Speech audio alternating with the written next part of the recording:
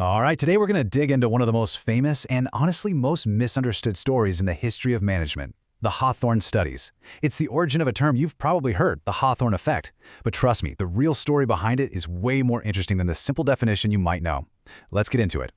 I mean, think about it for a second. It's a pretty universal feeling, right? Your boss just happens to walk by your desk, or maybe you notice a security camera pointed your way. What do? You probably sit up a little straighter, you focus a little harder on your screen. That very human reaction, well, that's at the absolute heart of what we're exploring today.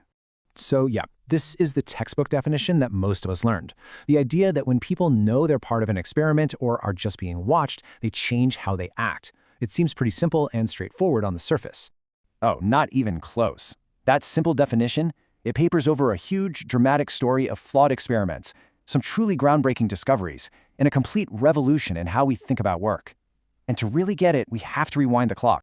Okay, first up, a world of human machines. Because to really appreciate the impact of these studies, you have to understand what the workplace was like before they happened. We're talking about the early 20th century, a world of giant factories, endless assembly lines, and a way of thinking about workers that was, for lack of a better word, pretty mechanical.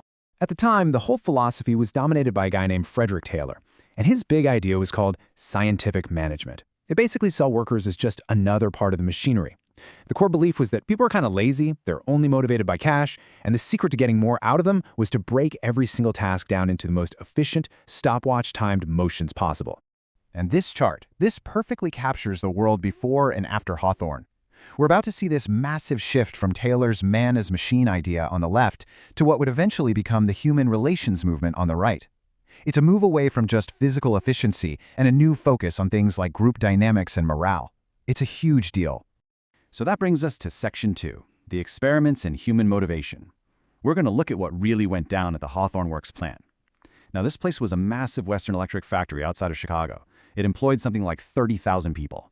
And this is where a whole series of experiments that were originally set up to prove Taylorism ended up blowing it completely out of the water. Now, this wasn't just some quick one-off study. We're talking about a decade of research, broken down into 4 major phases. It all started with a simple test on lighting and just kept evolving into this incredibly deep dive into the psychology of work itself. So the first phase, the Illumination experiments, began with a classic Taylorist idea. The hypothesis was simple. If we improve the physical conditions, make the lighting better, then workers will see what they're doing more clearly and their productivity will go up. Makes sense, right? It's logical, it's mechanical. But the results were just weird. Completely baffling to them. Sure, productivity went up when they made the lights brighter. But then, productivity also went up when they made the lights dimmer. In fact, output only dropped when the light got so low, we're talking about the level of moonlight, that the workers literally couldn't see what they were doing. The engineers had no idea what was going on. There was some kind of powerful psychological force at play that they just couldn't measure. And that puzzle led to the most famous part of the whole thing.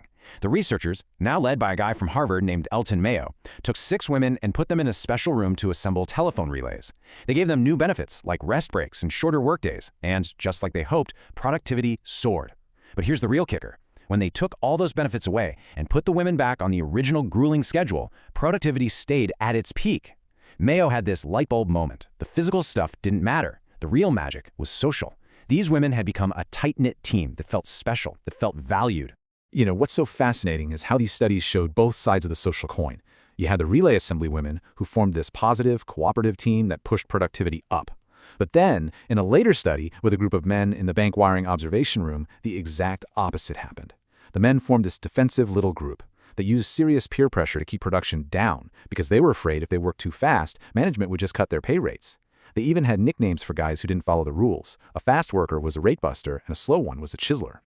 Okay, so that's the classic story you usually hear. A nice, neat tale about discovering the social man. But now, for Section 3, we have to deconstruct that legend. Because, as the years went on, that tidy little narrative started to fall apart. Exactly.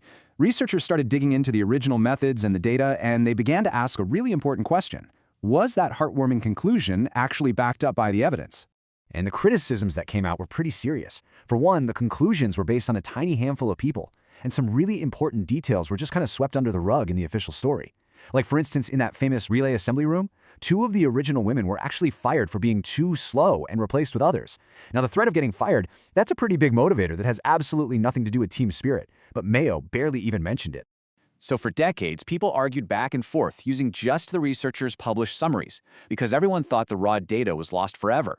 But then, in 2011, a couple of economists, Stephen Levitt and John List, actually found it. They unearthed the original day-by-day records from those very first lighting experiments. And for the very first time, modern statistical tools could be used to see what really happened.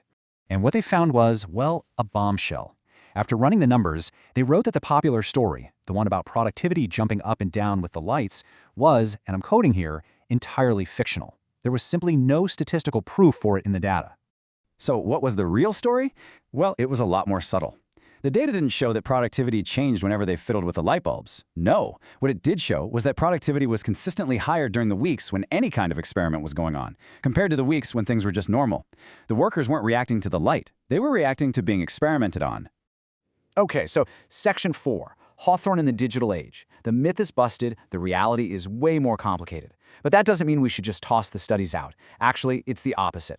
We're about to see why this 100-year-old study is maybe more relevant today than it's ever been.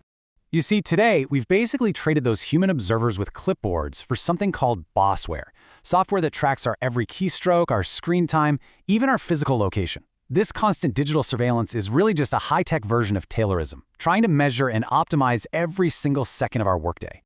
And just look at the difference here. The observation back in the 1920s was human, it was personal, it was even empathetic. It made the workers feel important, and that led to cooperation. Today's observation, it's algorithmic, it's invisible, it's totally automated.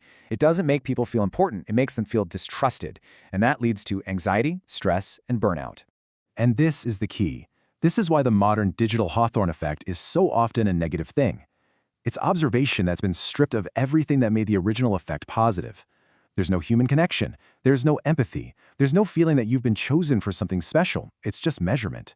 And it pushes us right back toward that old man-is-machine way of thinking. So after all this, what's the takeaway? Well, even though the original story was full of holes, the legacy of the Hawthorne studies is just massive. It's undeniable. They completely destroyed the old idea of the purely economic worker. They proved that the informal social circles we form at work are often way more powerful than any top-down corporate rule. And they forced managers to start thinking less like engineers and more like psychologists. They even pioneered interviewing techniques that are still influential today. Which leaves us with a really big question for today, doesn't it? Almost 100 years ago, those researchers at Hawthorne stumbled onto the incredible power of human connection. Now, in our rush to optimize everything with AI and algorithms, are we in danger of forgetting their most important lesson?